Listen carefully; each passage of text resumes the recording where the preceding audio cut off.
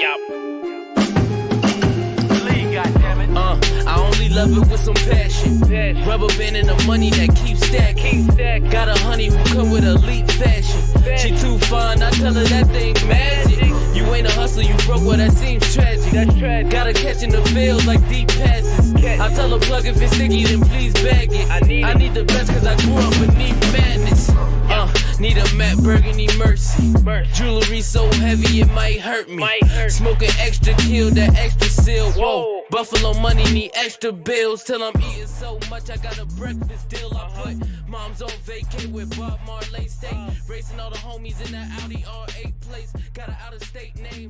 Going hard to my tours just flooring up like my dude here, All Bro Poe, and you are listening to the Buffalo Rumblers Vidcast feed, man.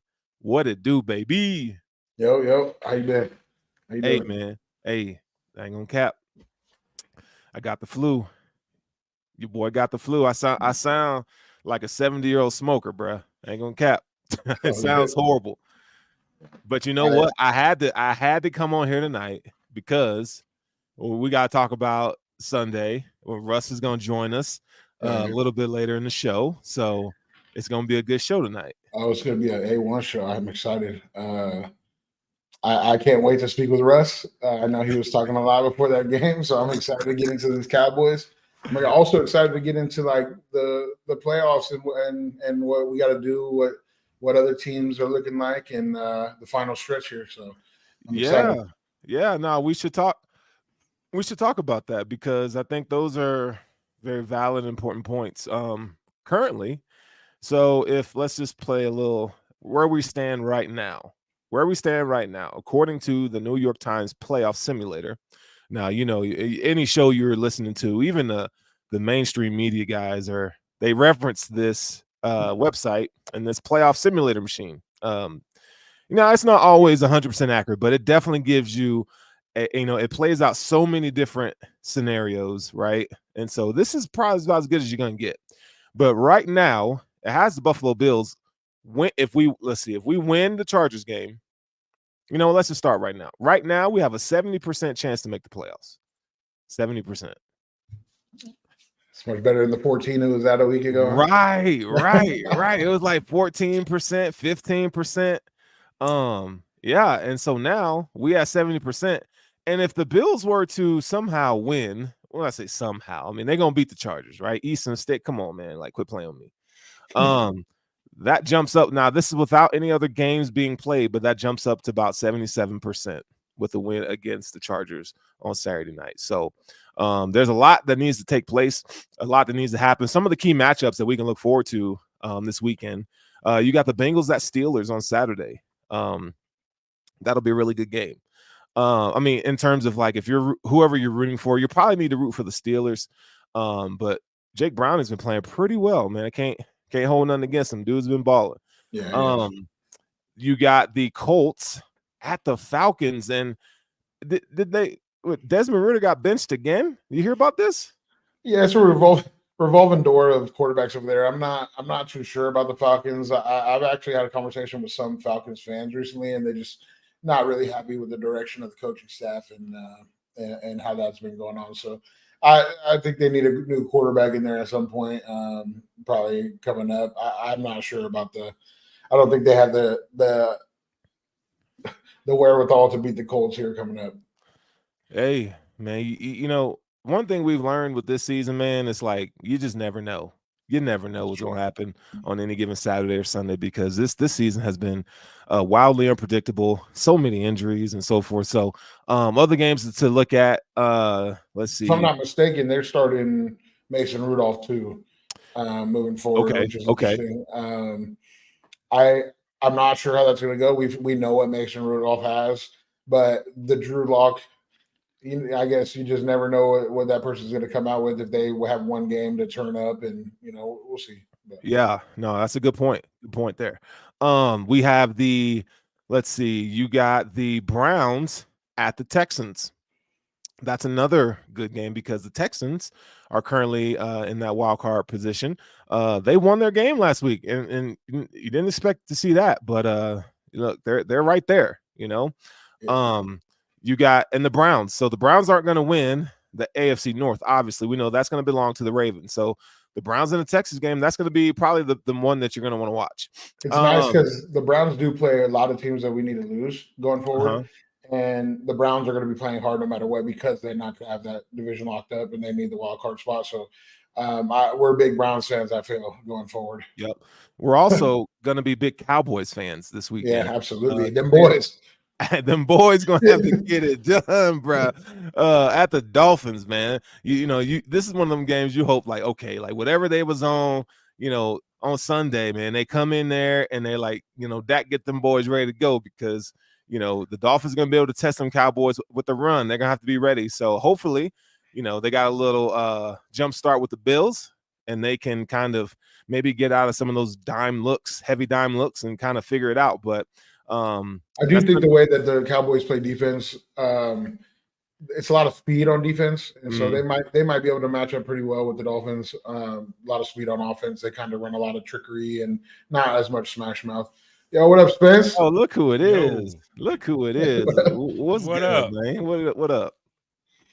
Chilling, man. I was getting it. I was waiting patiently for the my man was gonna get at me from after the game. We was on Twitter talking, he was just getting at me, so I was waiting for that segment. I didn't know when that was coming. I was just waiting patiently for it. That's all. No, I thought you were gonna come in here and talking about the past, and I don't like to bring that up. So it's it is what it is. He just wanted to move forward.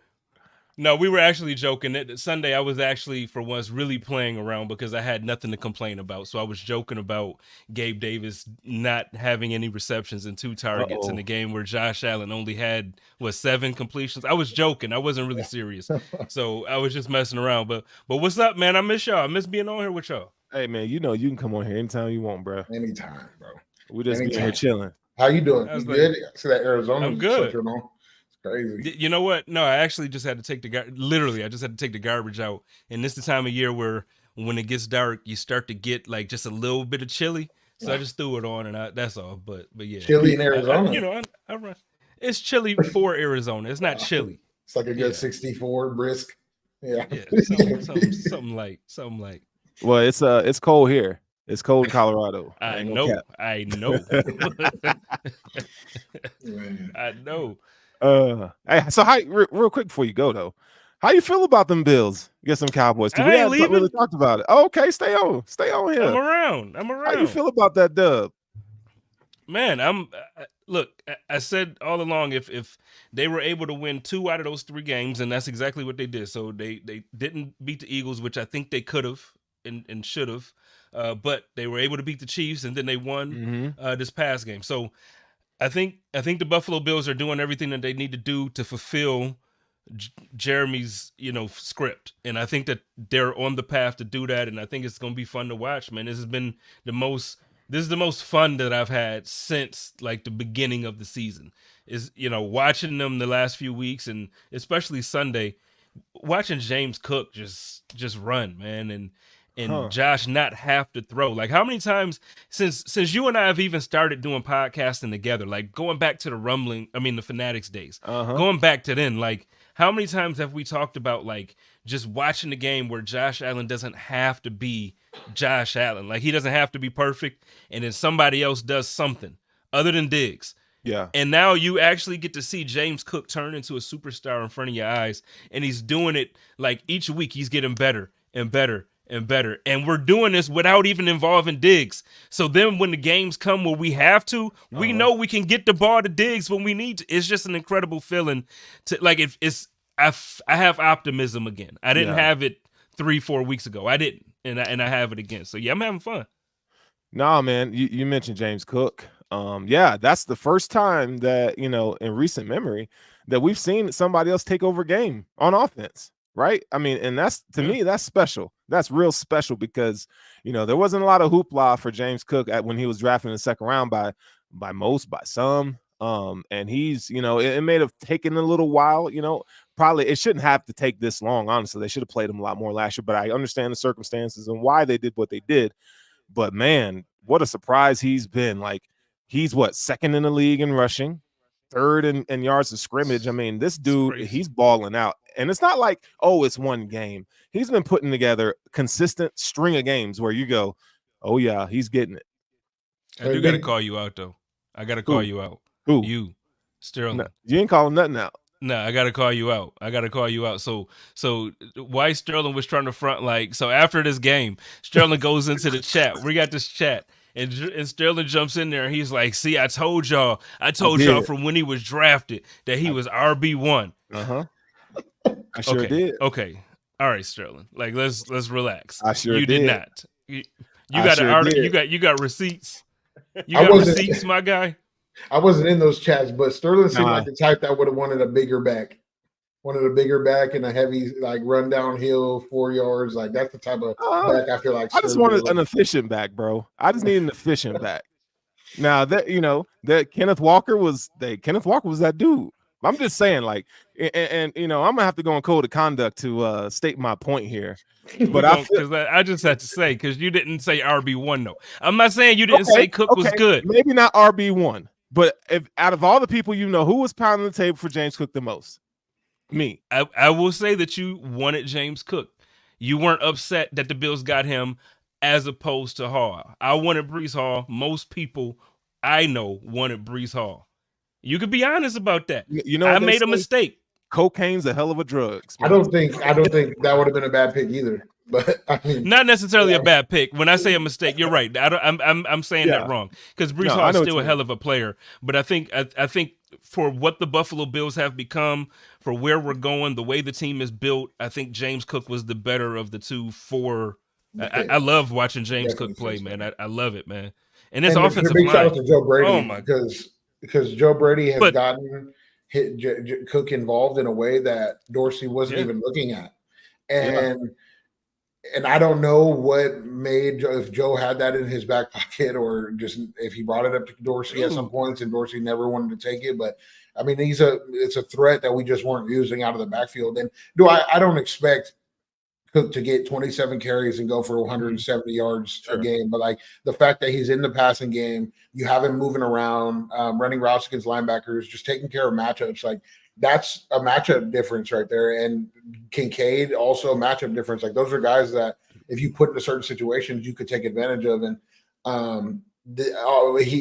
Dorsey wasn't doing that before. So it's a big shout out to Joe and what he's been doing with his offense as of late and recently. And last point, I know Sterling got a thing, so I'm sorry. The offensive line, like when you talk about this run game, like you have to talk about how like the offensive line dominated this week, man. Like it was like 4.3 or 4.2 yards before contact. So like just when you put that in perspective, like the Bills could have ran 3 plays in a row and got a first down just by James Cook going down when he was touched. That's incredible, man. Yeah, it is. So so shout out to look, first of all, great game, James Cook, 2 touchdowns, you killed it. That offensive line, man, like you got that offensive line put on a clinic. And you said this on Twitter, Spencer Brown, like, and we said this before the season that he might be one of the better run blocking linemen in our team, and we knew this. We knew that he had that run blocking repertoire. We wanted to see him get better in the pass, and he has. And that's a big shout out. Spence thought he'd get better with his back healing up early in the season, and I always thought he was one of the better run blockers as well. So like, shout out to Spencer Brown. He's kind of proved a lot of haters that wanted him cut wrong throughout the season. And I'm excited for where, and I feel like we had to go through whatever we did go through previously to get here, and I'm happy with here. I love it though. I watched all 22 today, and let me tell you, Spencer Brown's athleticism really showed up in that game, and the way he was pulling, getting around the edge. I mean, like, when you have that tackle wrap play, so that the backside tackle comes to the strong side, and you got to get there quick. And that dude, it was poetry in motion, man. So big ups to Spencer Brown, man. He really he looked the part. But you know what else was killed? Them Dallas Cowboys. We got my dog Sports Plug Russ in here now. Before you say anything, Russ, Bills Mafia everywhere should take a bow, and Russ will tell you that he is the honest Cowboys fan. He was the beneficiary of that shellacking, that ass whooping up in Buffalo, and I guess because of rain, the Cowboys just didn't want to play. They didn't want to play. Oh, they wanted to play. It just didn't matter.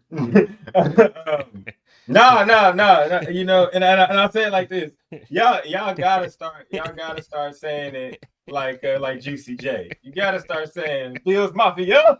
It's just live like that. But no, I you know, Poe and Sterling, you will have, you know, even though I did pick my team to show up, I did tell y'all they're gonna run into a buzzsaw, and y'all said they are, and I said if they don't come prepared, that's gonna get whooped. I mean, that butt's gonna get whooped. So no, y'all did y'all's thing. I wasn't, to me, it wasn't a matter of like, as I said, we knew the Bills, like I said, I wasn't disrespecting y'all, are going to play very hard because y'all are in this situation.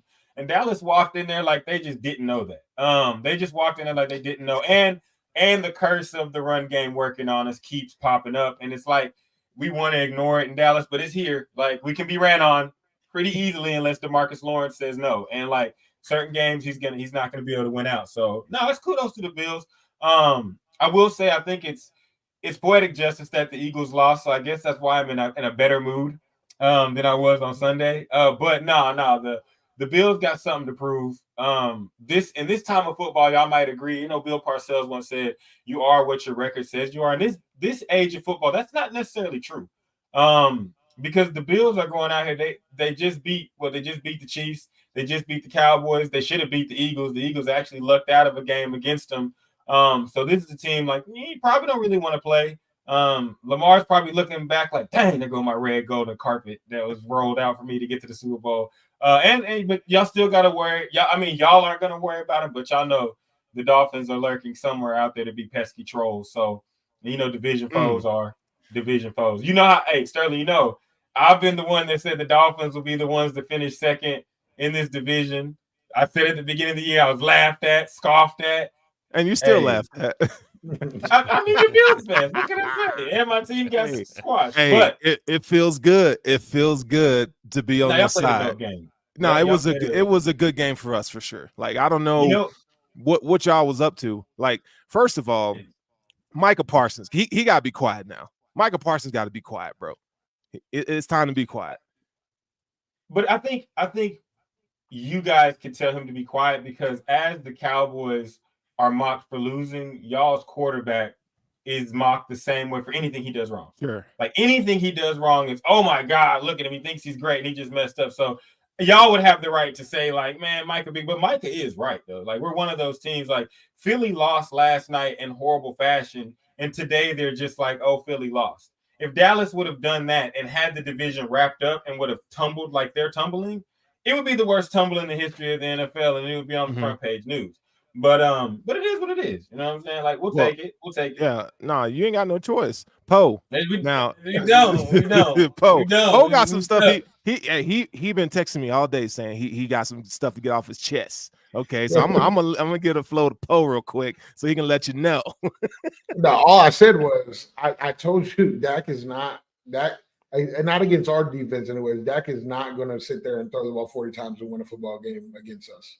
And so, like, this is what I said at the beginning: is if we put them in a one-dimensional situation where they're going to have to throw the ball over and over again, this is no fly zone over here. When you want to throw the ball 35 to 40 times, it's not a winning thing in Buffalo. And so I thought if Pollard could get going, like, it might be a rough, like, and he did not. He was stuck on the first.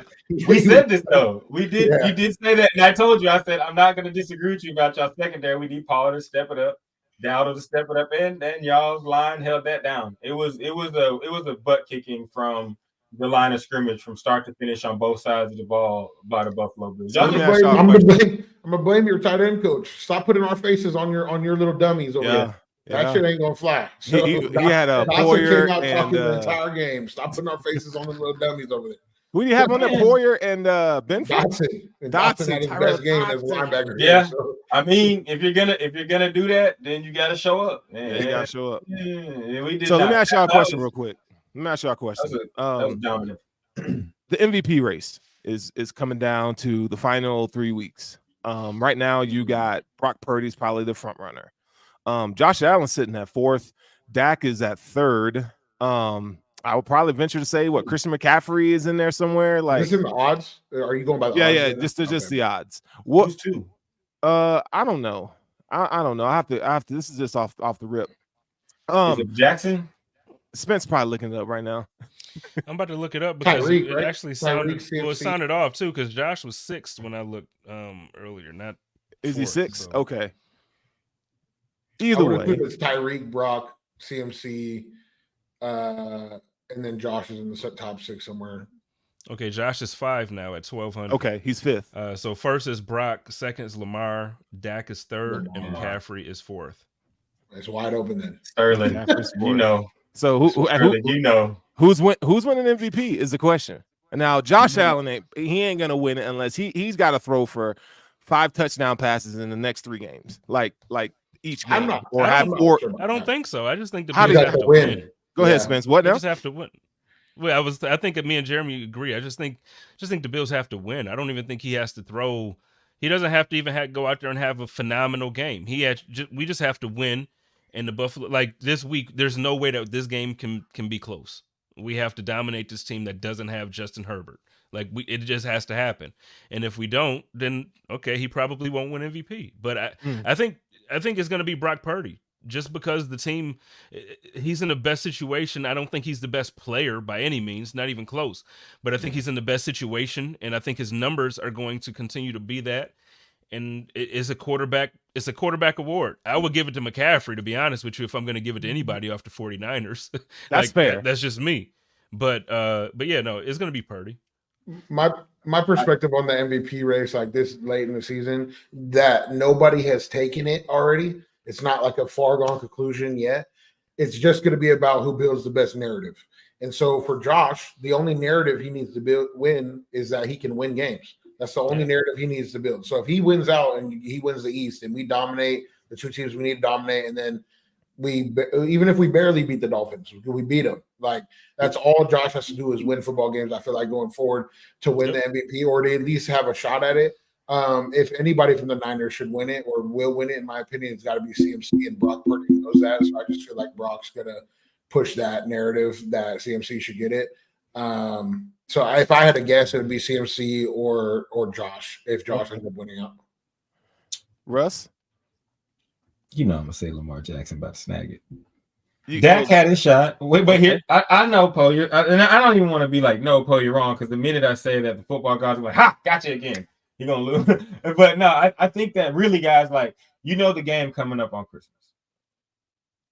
If he wins this game, wins the AFC North, and is out there in the playoffs, has his team in good position, you know, how could you take it? Like, it was in Dak's hands, but after y'all shellacked us, I believe it's no longer, unless he does something miracle, but it's no longer a possibility for him. And you're looking at the one guy that I agree with you, Poe. Like Josh Allen balls out, like it's gonna be one of those things where it's like, his team is struggling, and this man pulled him out the mud, but at the same time, y'all found the key to running the ball with Cook. So is he gonna get that many more opportunities to do so?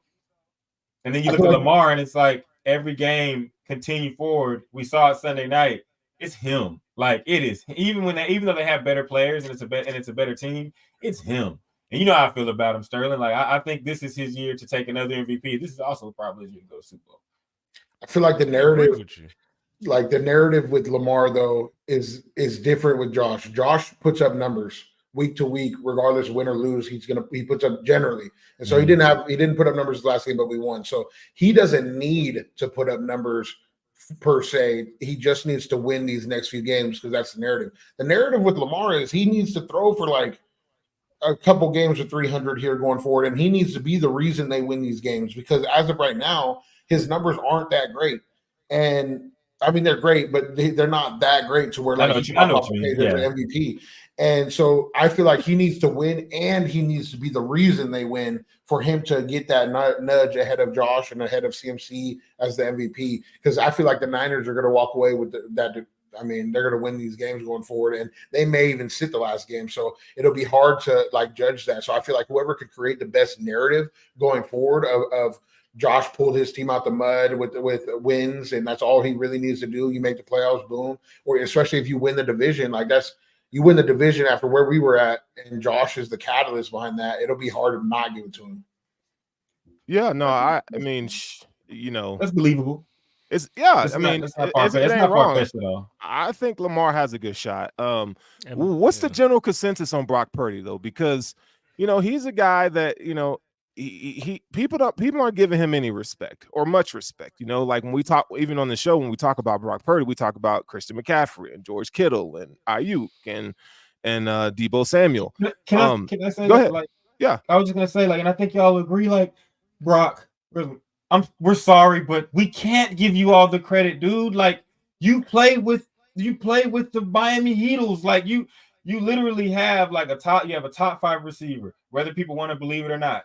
2 of them actually, stat wise, and Ayuk. You have a top 5 receiver. You have a receivers. You have a running back that is just gonna be Hall of Fame forever remembered.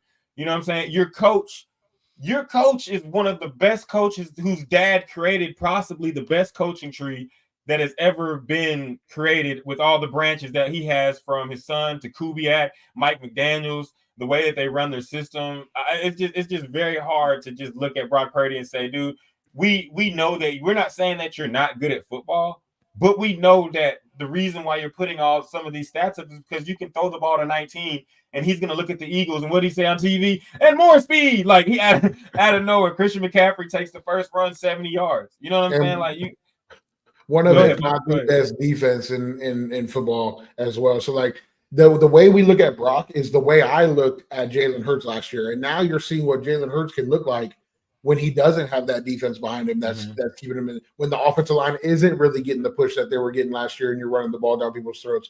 And don't get me wrong, the Eagles are still good, but nobody looks at Jalen Hurts right now as an MVP or as the catalyst of that team right now. And that's the same. I'm going to give that same thing to Brock Purdy, because Brock Purdy is in that same situation that Jalen was in last year. Yeah. So I can't just give you the MVP because you went on a team that's dynamic like that with a great defense, and you're balling out. Don't get me wrong, but you kind of have to be the reason to ball out for you to get the MVP. Go ahead, Spence. I agree with all, like everything that y'all saying is right. I feel like the way the voters go and the way everything is going to go is like you mentioned earlier, it's about narrative. And the narrative right now is that the best team in the league, or probably just the NFC, but I say the league, their quarterback is a guy that doesn't turn it over a lot. They don't lose a lot because of him. And he makes the right throw. And even though I agree with what both of you are saying. First of all, I really agree with what Russ said. I will give it to Lamar Jackson. I think what we've seen him do throughout the entire season, with the injuries to his running backs, the injuries to his wide receivers, the injuries to, Mark Andrews is gone. Like when you just talk about the injury after injury after injury, and then he still has his team in position to have the number 1 seed in the AFC. He's killing it. I get it. He doesn't have the 350-yard passing, but then you add in the 70 yards rushing and touchdown there. Like, you add in all of these things, and to me, Lamar Jackson probably should be the most valuable player, but it's gonna be Brock Purdy. He don't turn the ball over, man. Watch. I'll be willing to put some money on that one, man. I'll be willing to bet it. Oh, okay. That's just how the voters go. No, and I agree with you. So let me tell you what Brock Purdy's stats are right now. So he's second in the league in passing, 3,795. He leads the league in yards per attempt at 9.9 yards per attempt. That's crazy. And he has 29 touchdowns and 7 picks. So he has 100. He leads the league in passer rating right now. So and probably QBR. So he's having a good year. I mean, that system really boosts him. And I would say the same for Tua. That system is what makes and they're playing in the same system. Isn't that crazy? Yeah. That the same system, and they're putting up very similar numbers. But they say the same things about both of them. Yeah. They say the exact, when we look at Tua, it's like, he's dead. Yeah, he's deadly accurate, but he gets to throw to the fastest thing that has ever played football. And possibly one of the, and Waddle's not a slouch either. He's the fastest thing whenever. You know what I'm saying? Could you imagine? And I'm happy now with Joe Brady in Buffalo. But just imagine for a second a talent of Josh Allen with like a Steph Diggs. Like, just imagine like this offense with that type of scheme, where you have those guys getting open. You're able to do the things with Diggs that you do with Debo. Like, come on, man. Like, and now that we've seen what we've done with James Cook, And I'm not saying exact offense, but I'm just Right, saying right. like the creativity of it. What we've seen with James Cook, do that. What we've seen with McCaffrey with Cook, man. Like he's able to come out the backfield and be just as dangerous as he is as a running back. So I don't know. I would just love. Again, I'm happy with Joe Brady now, but that scheme, man. Like I'm with y'all, man. He's Steve Kerr in '96 on the Bulls. Like all he has to do is go out there and every once in a while hit the one shot that he's open for. He ain't got to do nothing else because Jordan and Pippen and he hit the shot. Yeah, you know what I'm saying? It's like what can you tell him? He's like Robert Horry. It's like does anybody know how many MVPs Pat has? Who? Pat Mahomes. Pat Mahomes? Two? 3? I think 2. So here's another, like, and this might suck for Lamar. Do you really think they're gonna give Lamar, without him running away with it, to tie Pat Mahomes with MVPs? No, they're like not. that it's hard because when there's nobody that's running away with it, they're gonna give it to somebody that they want to be the face. This is why I do think Josh is gonna be the guy to win it. And I don't think so. Like, I think Josh has been pushed by the NFL, and I rightfully so. He's a great kid, great dude. He doesn't. I mean, and I just feel like if there's no runaway winner and Josh wins out this year, it'll be really hard for me to sit here and say they don't want Josh to win the MVP. Yeah, I mean that's an idea. Here's another one for you. And I can't hold up. So you look at TV markets. TV market plays a big deal in NFL in terms of persuasion. So I think if you want to put up somebody from the AFC, you probably want to go Josh, even though he's in a small market, but he's so marketable and brandable. On the West Coast, Brock Purdy is probably your guy. San Francisco's a mega TV market. So much business goes on that side of the country. I think, if Josh falters in some way and Purdy's not, it's not the same, I really do think it might be between those two guys. TV markets are crazy. I agree that Lamar, in terms of should he win it, I think Lamar should win it. Should win it. But most valuable to his team this year, sure. But with what all Bro Po is saying, I'm in full agreement that I would love for it to be a Josh Allen, and I would love for it to be a Josh Allen. Yeah. And I'll ask you this though: did we not say the same thing the first time Lamar won it? No, he did. He killed it. He killed it. No. I'm saying no, but I know, but I'm saying when it was coming down and he was doing all these things, people were still doubting it because of Lamar Jackson, just the way he does it. I just think he's so dynamic. He gonna do something down the stretch. I agree. And I will tell y'all this. It's going to depend on this Christmas Day game. So our Christmas Eve game, the game against the 49ers that they're about to play. No, it's him and Brock. So, it's him and Brock. When he plays that game, if he is like you said, if Josh is the reason, if he does Heisman moment, quote unquote, if he does something in this game that just flips the game on his head, and he does some Lamar Jackson like last Sunday when he escaped the pocket and threw it deep to Likely, and it was like, what's going on, man? Like, that's not fair. Like, if he does some things like that and they're able to go through and go through with the victory against San Francisco, I don't know, man. It's gonna be hard to give it to anybody else, but if they lose, then your door's still open. But I really believe if Lamar Jackson, and he's always the reason they win. So if they win this game against, they got to win. Their offense got to go crazy against a good Niners defense. Can I ask you this question? Brock and Lamar. Can I ask you this question? Here's Brock's got to go hard and like throw a lot. But Lamar could literally like Spence, right? Spencer, right? Like Spencer said, like he adds on that rushing attack. Lamar may not pass for a whole lot of yards, but what if he goes out there and runs for like $150 or something, or goes and runs for like it's over. If he does that against the Niners, it's over. You know what I'm saying? And scores like 2 or 3 touchdowns with his feet. You know what I'm saying? It can't be like a 20-17 game and him walk away. You don't think if he does that? Game, he needs to score 30, in my opinion, going forward. Here's the debate I'm having. If Josh finishes the last 7 games of scoring 30+ points, regardless of who was the reason he scored. Now, Lamar doesn't need to throw for 300, but he needs to score a lot of points, and it needs to look like the offense is the reason that they won the football game. It needs to look, the perception of the game needs to be Lamar took over the game, and he was the reason that they won the football game. It can't be a defensive performance. Or it could be a moment. It could be a That's- moment too. It Or a could be. moment, or a It could moment. come down to like, because even if it's a low scoring game, if it's one of those games where the 49ers take the lead and you got 3 minutes left and Lamar gets the ball, Drive down. and it's like, Yeah. okay, you got a 2-minute drill. Like Or a if moment. Lamar Yeah. Jackson Yeah. does this on Monday Night Football against the San Francisco, you know what I mean? Like the drama of it all. Christmas Eve, Christmas. Yeah, you know what on I'm Christmas saying? And Day. like- yeah, like- so I mean, like, it could be something like hypothetically, that. like a It go could be Mike like the Vick Chiefs. moment. Like It could be like the Chiefs Bill game, and like it might be great on Christmas, but whoever has the best story at the end of the season, and now we play the Dolphins the last game, and so we have True. one of the bigger games Yeah, in the NFL true. the last No, week. true. In that, so the recency bias is going to be like, okay, and even with Tyreek, if Tyreek hits that 2,000 last game, and if that game is close and the Dolphins end up doing whatever, like he could end up popping up and grabbing something at some point. Like it'll but be the interesting to see. 49ers. The Is the 49ers are voting the really- biggest, baddest. Well, I'm sorry. Is the voting really done that late though? Like I feel like a lot of times, like almost every year, I feel like when the award is discussed afterwards, it's like, well, it's not. It like the award is pretty much decided by week such and such. And like every year, we always end up having that conversation. Now we're talking about it in advance, and it's like we got a couple weeks left. Is it really going to go to like the final This game one. of the season? I This think it one, might. because there's I think nobody it that might. dominated that. Yeah. that scene. If They're it gonna was be every foregone, game. Pat Mahomes winning it, foregone conclusion. They probably put their votes in. It was done. Nobody was thinking about it. But there's nobody that there's nobody in a narrative stance that has run away with this award. Yeah. So, like they might go to. the last game, recency bias. Josh comes out 350 yards against the Dolphins. It might be done. All right, But I will say this though, and I'll let you go, sir. My bad.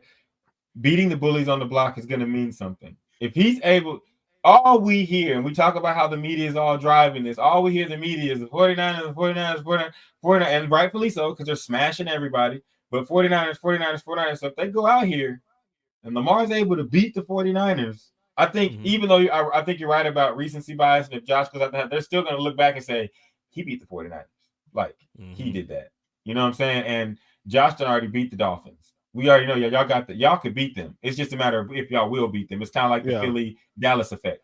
You know what I'm saying? It's like it's just your division opponent. You guys got to go out there and get it done. But Lamar versus they don't play often. AFC, NFC clash. Yeah, it's a great game. It's a great game. Yeah. It's going to be really good. While we're talking about narrative and media being the force and the backbone in a lot of these narratives being driven, I don't know if you guys have noticed the conspiracy that the Super Bowl logo and the colors of it. I don't know if you guys have heard of that conspiracy. Yeah. Okay, hold on.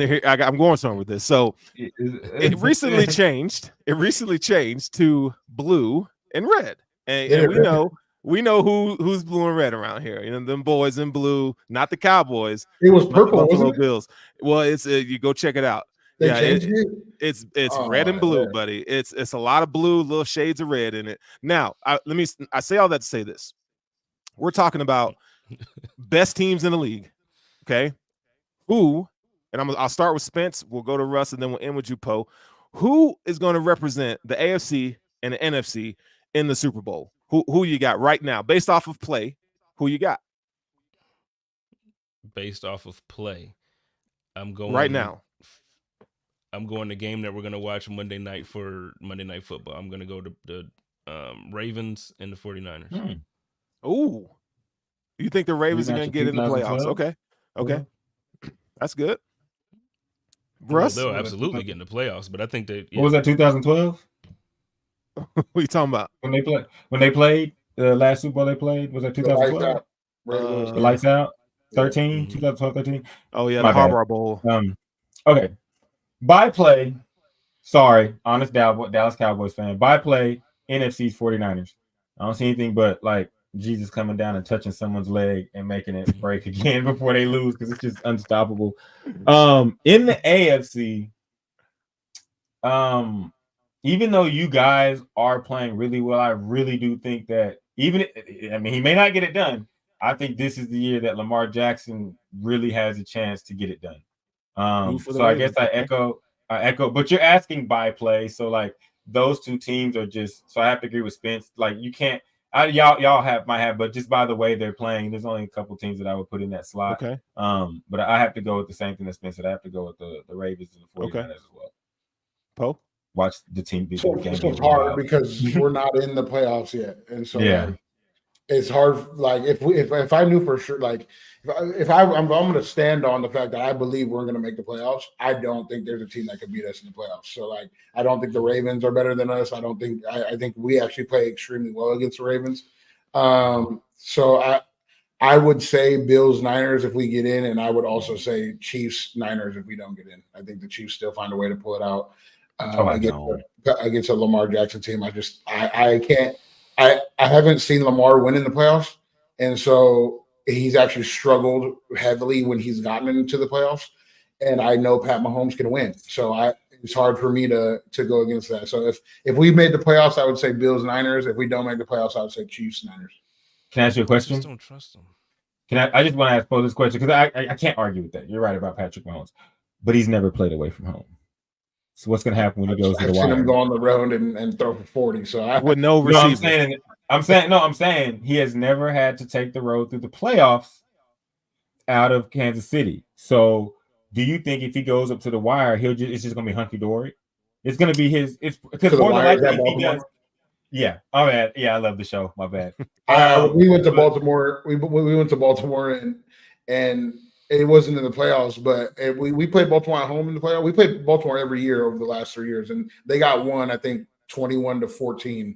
And ever since then, they haven't been able to do anything in the playoffs or close to the playoffs when it comes down to it because teams play Lamar in a 4 rush. You quarterback spy when you get to the playoffs, and you make him beat you with his arm, and he doesn't in the playoffs. And so it's hard for me to say when he hasn't shown me anything in the playoffs, and Pat Mahomes has, and I go with the better quarterback. So, and I'll say this though, for the first time, it's crazy that you bring these two up. For the first time though, the receivers are switched too, because Lamar used to have Pooh Cheese at receivers, and now you know what I'm saying. He didn't, you know what I'm saying, and now Mahomes got Pooh Cheese, so it's kind of like, and I think. Yeah, like I'll let Spence go after this. I think you can go back and forth, but I really think people are downplaying how much it's going to mean not being an Arrowhead. I think that's going to mean a lot because the playoffs are a way different animal than the regular season, and I think you catch the Ravens flock out there, and then it's cold. I know it's cold in Kansas City, but it's cold. That water coming off that lake, what is it, the Potomac or whatever, the DMV rocking. They're gonna be playing that music. What's that music they be playing with the drums? Encore, baby. Go-go. They're gonna play encore. They're gonna be playing that go-go. They're gonna be wilding out, and I think that's the kind of environment Lamar needs because sports is about getting over humps, and this just seems like a year that Lamar's there. There's the hill, and you're right there. So you're banking on him getting over the hump. I think there's something you guys are not talking about. I think that Ravens defense is for real.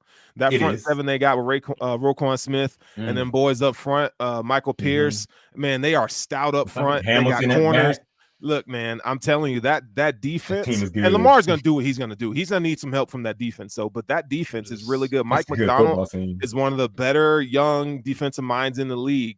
And he's going to be knocking on a head coaching door here soon. So I think that Ravens defense is going to have something to say. Whoever comes up to play them in the playoffs, they're going to be really good. They're going to be a tough out. Can I ask you a question? Hold up, Spence, you had something. Oh no, I mean I was agreeing with everybody, man. Y'all done set it up because you're right about the defense, but then like what Russ was saying about the offense, about the Ravens, man, is different. Like I think the belief is that Lamar really can't throw, but I think we've seen this year that he can. And I think we've seen that because he does have an OBJ when he's healthy. He does have, like he has a better core group of receivers this year versus now we're used to. I agree with Poe. You're right. We are used to seeing Patrick Mahomes win. But guess what? We're used to seeing him win, and now he doesn't even have somebody as good as Juju Smith-Schuster on his right. Yeah. Like, they're struggling to pass the ball, bro. Like, they're struggling. So it's like when you're talking about the playoffs again, and you're right, Lamar Jackson hasn't shown it because I don't think he's had the right pieces around him to do so. Now I think he does, and I think Patrick Mahomes doesn't. Like, he's still got 87. 87 is going to be 87. But I think the way the NFL is playing 87 and Patrick Mahomes together is different. The same way you're talking about how they switch up on Lamar. So I really do, man. I think the Ravens, man, if it ain't the Bills, if it ain't the Bills, it's going to me. I'm seeing it's the Ravens. I guess being there in 2020 when we played the Ravens at home in the playoff game, we smacked being them, there and seeing. I mean, we didn't smack them, but Lamar didn't do anything, and he actually hurt. seeing him drive down and throw the pick in that moment to Taryn in a situation where you don't have to throw it, then I get to go watch us play in Baltimore again, and I'm watching Lamar throw 2 picks, one in the end zone to Jordan when you really can't throw a pick. It makes me feel like when the chips are down and you're gonna need a drive in a playoff type scenario, that Lamar's just not gonna get it done throwing the football. And so I'm not saying he can't throw the football. He can. He's one of the better arm talents, I think, in the NFL, top 10 at least. And so, but I just don't think when the chips are down that he's going to be able to. I think he falters when it counts, and I think we've seen that. We've seen that happen in the last couple of years. So I 2 years prior, because he didn't play last year in the playoffs. But no, I think that's fair. Like, but again, I just think that the biggest difference about that is when you look at years past, is that the talent that they put around him and the scheme. You're talking about a Greg Roman scheme that was built to have him run and not have the type of weapons to throw it anyways. Now you have an OBJ who can create. We saw OBJ in the Super Bowl last time when he was with the Rams. We saw what he did before that ACL injury. And then you look at Zay Flowers, man. I would love to have a Zay Flowers on this Buffalo Bills roster. Are you kidding me? So I mean, like, just the talent that he has around him now, I just think is different, and we're seeing Lamar Jackson win games differently now. We haven't seen him really go out there and win it with his arm like we have this season. So I got a different type of belief in him this year for it. And like I said, I'm with you. I hope the Bills stay on this upswing, and I hope the chips fall the way that they're supposed to when the Bills get in, and then we just go ahead and demolish everybody once we get into the tournament, and that's that. But you know, the way I see it going, if the playoffs started today, the Bills are not in it, I'm going with the Ravens. So there's 2 games that back up. There's 2 games that I want to point out that backs up what we think about Lamar Jackson. So we talk about Lamar Jackson in late game situations. I don't know if you guys watched the Ravens at the Colts maybe 4 or 5 weeks ago. Lamar Jackson had to lead them down to the game-winning drive. Got sacked on 2nd down, had to make a play on 3rd down, and he made it. And then we talk about the one against the Rams where he made some big time plays through the game-winning touchdown pass to Zay Flowers, and that's the maturation that you know we talk about. Like if you took a snapshot of Lamar Jackson, a couple years ago, you'd be like, yeah, he's not clutch. But you look at him now, he is a complete quarterback running NFL offense, actually, and he's got guys that make plays, and so that makes him alone dangerous. And I don't know if you guys seen against the Jaguars where he's scrambling around and he throws one up to Isaiah Likely to get to the 5-yard. Crazy. He is just doing what he's supposed to do. That's all I want. Can I piggyback off of that though? And I was going to say, along with that, a great quality of a good quarterback is making players better. And Mark Andrews went down, and he's a top 3 tight end, might be 2 in the league, because after Travis, not many people better than Mark Andrews. Boom was going to stand up. But Isaiah Likely has stepped in, and we know, and we all like, I don't know about y'all, but y'all know Sterling, we love the draft, so we following this kid. We know he's a great tight end talent. Lamar is able to get this kid to start playing better. And I just think it's a big difference when you have the weapons, you have a scheme that's built around your ability, and like Sterling was saying, it's growth too. So Poe, you're not wrong. I think what we're just seeing here is we're seeing a divide of just, can you do it? Will you do it? Because now you're set up to do it. Same thing with Dak. Same thing with Dak. It always comes. Yeah, he's exact same thing with Dak. I don't believe Dak can do it. I don't think that Dak can do it. I was going to ask y'all this because I have a theory, and Sterling, how I am with theories. So it is a theory of mine that it is hard to win multiple games in a row in the NFL. Most of you would agree, which is one reason why I believe the Cowboys also lost to you guys, is because it's hard to beat 6 NFL teams in a row. And when the 6th one you play is actually very talented, they might buzzsaw you. So like the Bengals last year, when you get on a roll like the Bills are, once the playoff starts, do you still have faith that they're going to be able to win? Because at that point, it'll be how many games in a row you'd have to win, like 7, 8? It depends on how you look at how the team looks at the games. Yeah, this Bills team looks at every game as a 1-0. That we're 1-0, and now we're 0-0 starting Tuesday. So I think it's a lot of coach speak too, though, because I mean these guys know what's at stake. But I'll say this: it's all coach speak, but you need it. It's some coach speak is needed, because in the locker room you have to think like Poe's thinking. I'm just thinking from the outside perspective of, we've seen this with a lot of teams that get hot, make a run, and then it's like, how they all of a sudden lose, and it's like, dude, they've won 7 games in a row. You know what I'm saying? They've won. But y'all are stuck in a situation where you have to do it, a la the 2007 Giants. So let me make a case for the Buffalo Bills real quick before we get out of here. Daquan Jones coming back is going to be huge. Ed Oliver has been playing like a top 3 defensive tackle in the league. Now you finally have a cornerback who can be physical, Rasul Douglas and Christian Benford. Okay. Now, when you look at the Ravens, so it's all about matchups. The Ravens don't match up well against the Bills for their style of play on defense. The Ravens don't have that bell cow running back that's going to pound it between the tackles. But now the Bills have kind of fortified the defensive line. So I'm saying that expecting Daquan Jones to be back by the Miami game, and he's going to be full form. It's just a pectoral. It's not like he's got to, get conditioned right. He's ready to go. But that team is facing the Bills. They feed right into the Bills' strengths. And he's going to do, it's going to be a good test for Lamar Jackson. He's going to have to look at the defense, kind of like what they served up to Dak, changing the script, pre and post snap, showing one coverage and then being in another. I think it was the same thing last year when the Bills went up to Baltimore. Spence, you were there at that game. You saw it with your own 2 eyes. I'm not saying that the Bills are going to win, but what I'm saying is I think if there's any team in the AFC that can give the Ravens a fit, it's the Buffalo Bills. I'm agreeing. I think if the Buffalo Bills make the playoffs, I agree with what Poe said earlier and what everybody is saying. I think if the Bills make the playoffs in the AFC, I think nobody wants to play us. I think we're built to beat everybody in the AFC. I don't think that, I'm not saying it like you saw what we did to the Chiefs. We won by 3, right. So I'm not saying it like we blew them out. But I don't even think that game we really played to the best of our. No, a win is a win, but I'm saying like I don't want to sound like I'm smacking on them. I'm saying we won, but but I still think if we were to play them again, I would be confident in that game. And then you talk about us when we play against other teams that are good. I feel confident in that, man. I think we're the top teams in it. I'm not worried about Miami. Like even if they beat us week 18, they're not going to. Because then we're out. But I'm saying like I'm not worried about Miami. You see what I'm saying? Like He is. We destroy Miami most of the time that we play them. I'm not worried about them. What I'm worried about is Sean McDermott. That's what I've been worried about.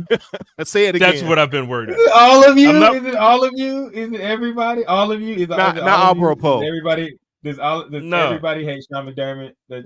I don't. See, I don't hate Sean. I like Sean, and I want Sean to succeed. I have trust issues with Sean. Because what he's shown me time and time again over the course of our relationship since he's gotten to Buffalo is that when it comes to big moments in big games, he does not make the best call for the team. And then he also has shown me that he makes these boneheaded decisions to either like he removes confidence from his best players in the biggest moments of the biggest games, and I hate that personally. So Poe might disagree with me on that. I don't know how Sterles feels on that, but to me, that's how I view him. And going into this stretch, I think the Buffalo Bills are on an upswing. Actually, to your question too, I think we started to get hot at the right time. I think previously, like the Hail Murray year, I think we got hot just a little bit too early. That was maybe like 3 or 4 games earlier. I think right now, after the Eagles game, that you get that bye, you got that fresh wind. I think the Buffalo Bills are getting hot at the right time to do what they need to do. I just worry about Sean. Yeah, Sean McDermott is a reason for concern, but I have to give Sean credit for the last 2 games.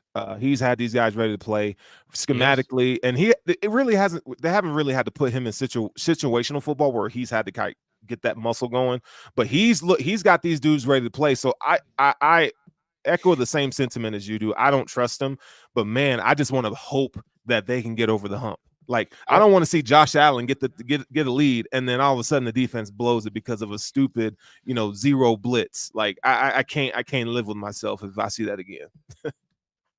I'd want to say with the Sean thing, I just think that there's more good than bad that he's had in those situations. We just really only look at the bad.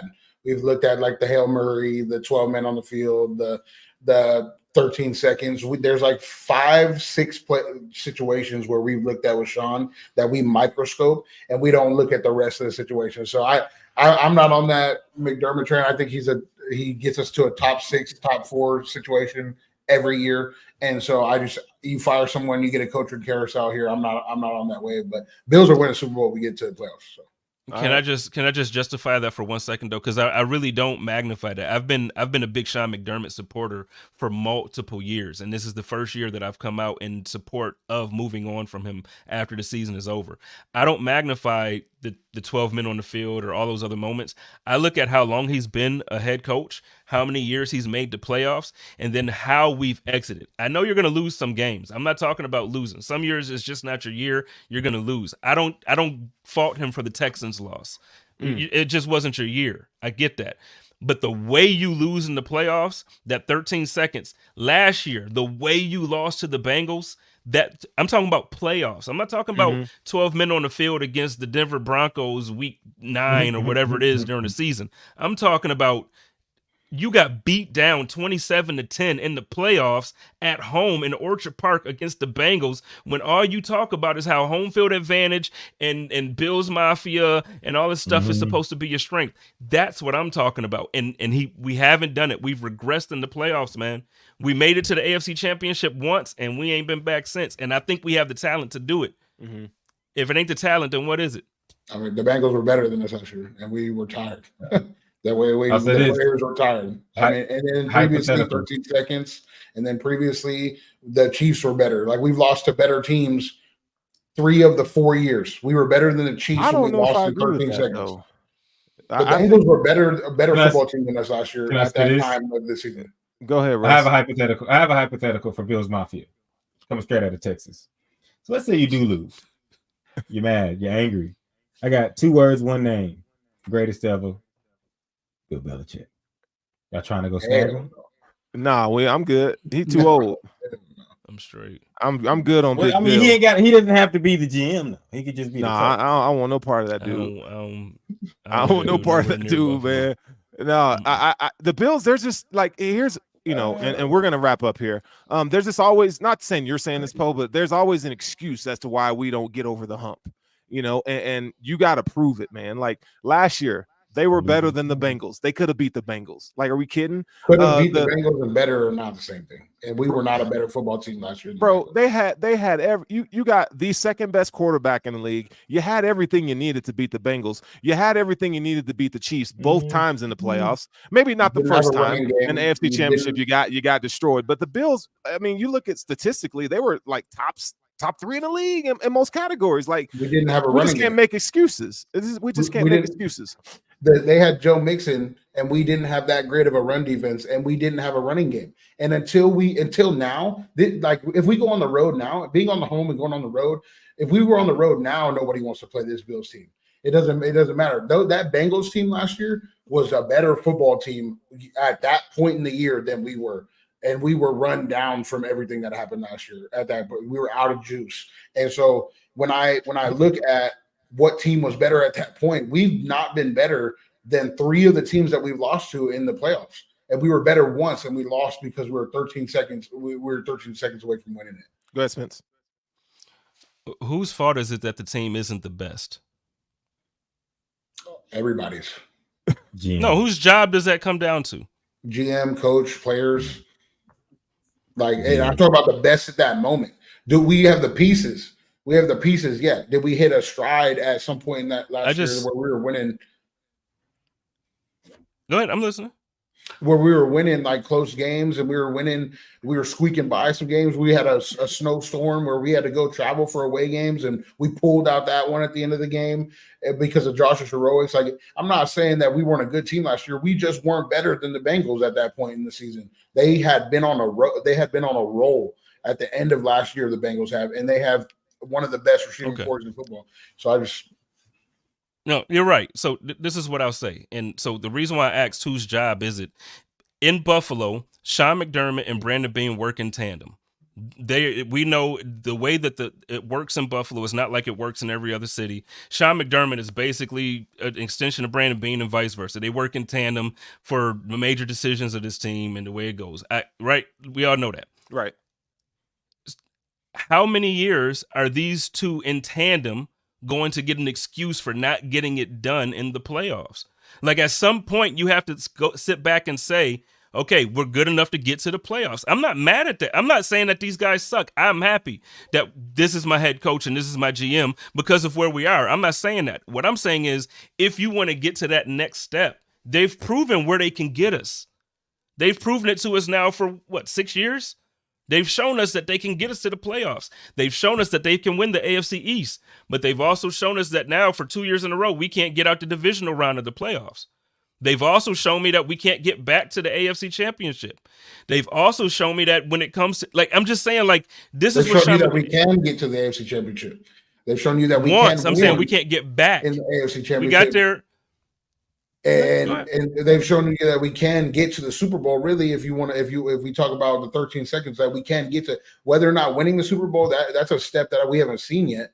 But he's shown that they can get us to the Super Bowl. They've shown us that in some years they're not going to get there. Only 1-2 teams get to the Super Bowl. Only 4 teams get to get the AFC and the NFC Championship. And so, if we keep firing coaches because they're not getting us to where, at some point, we can't just get on the coaching carousel. Bro, you're saying keep firing coaches. You've become a Bills fan, and the only time you've been a Bills fan, Sean McDermott has been the coach the entire time. You haven't known another head coach in Buffalo since Sean McDermott. We're not going through cycles. I'm saying if you fire your head coach, the next step, unless he gets to a Super Bowl or gets to a good spot in the playoffs, is a carousel of coaches, and that'll come and go and come and go. We've seen that, but no one is suggesting. Nobody is suggesting to go from one coach to another, then every 2 years fire and hire a new coach. I'm not saying that at all. There's quality coaches that you can hire that you can actually still maintain the foundation that Sean McDermott and Brandon Beane has put, but get these guys to go to the next level. I'm not saying we got to go every year from having this and now all of a sudden, because we want to move on from Sean, that we go to being the team that sucks, that can't even make the playoffs, so we need to fire somebody every 2 years. Bringing in somebody new to try and have this system with Josh and what we got going on here is not proven. It's not. It has. Proven. I'd like to retort that. Get us to a spot. I'd like to say that actually it has been proven because the Cowboys did it. The Cowboys had a team that I'm not saying that you are the Cowboys, but I'm saying you have a team that in this situation is underachieving because what people think of is the coach's fault. And we stuck with our coach way too long, but we switched. And like what you're saying is you probably want to change philosophy, but we switched and we got Mike McCarthy, and people thought, oh, it's not going to work, but it actually has worked pretty well. And I honestly think that to argue that you guys have gone to the same spot with Mike McCarthy as you were getting with Garrett. It doesn't look as pretty with Mike McCarthy. He's in a good spot. He gets a good record in the regular season, but you guys are getting to the same spot. And now when Mike gets fired because he's not getting you to the Super Bowl after you lose this year to the Niners, he's going to get fired. I'll say this. I'll say this though about the spots. Jason Garrett, it took him a long time to get into the playoffs. Number one, because we lived with 8-8 chaos for so long. And then when he got there, 2014 was the 1 year that we got there. Des caught it, but it was the 1 year that we got there. And other than that, we floated around complaining. And I'm not saying that y'all just complaining. I'm saying that, and I told Sterling this, the same thing you guys are saying without as good as results. We didn't go to a conference championship, but I'm saying the same things that y'all have. Well, sometimes the coach does game plan really well for some opponents, but when the big games come up, we lose. We have all this talent. We have guys, Jason Witten, all-time tight end. Des Bryant, and everybody's gonna remember him as a receiver. You had Tony Romo. You had everything. You had everything you needed to win, and you just didn't get it done. And you're telling me about how far it went. Mike McCarthy's been here what? 2 years? 3 years? 3 years? I think I thought it was his third. Yeah, it's his third. year. So, look what you're talking. So forget, but it's third. But in his third year, if you look up both of those, I believe he's done better.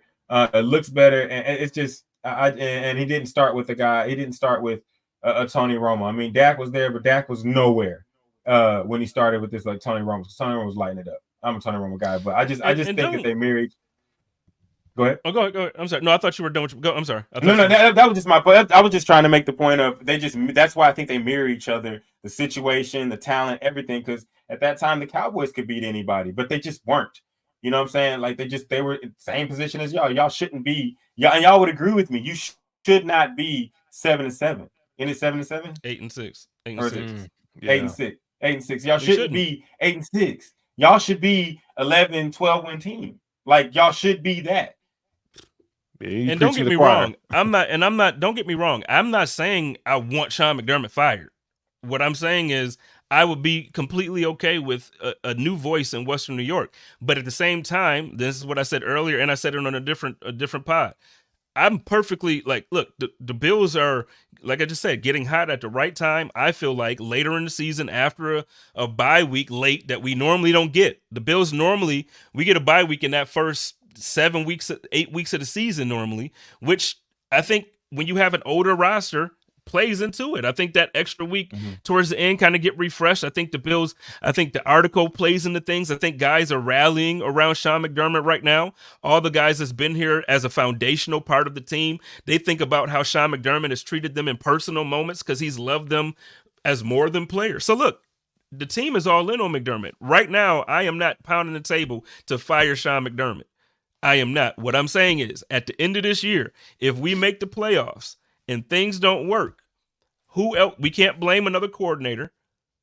And we have to be realistic. At some point, you can't keep saying we want to be championship caliber when you keep doing the same thing. We make it to the same place, and then we come back and say, well, we'll upgrade here. And then at some point, we got to win one, man. Like, you can't. Bill Belichick has been there for however many years because he kept winning. I think the only other guy that is still surprising to me, but they just don't fire people, is the Steelers. They don't fire people. But he got his one. Mm-hmm. But at some point, as a fan base, and they are tired of Mike Tomlin. The fan base, they get tired of not winning. Don't make the decision. I'm talking about the organization. They get rid of him. They're stupid. And so, like, there's not much. And Mike Tomlin's different. They don't really get to that place every year since Ben. But there's not much further to go up for the Bills.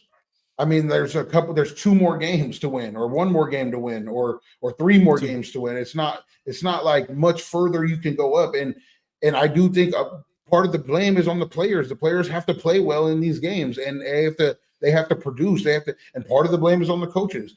Sean McDermott is 21-5 in the last 3 seasons in December and January.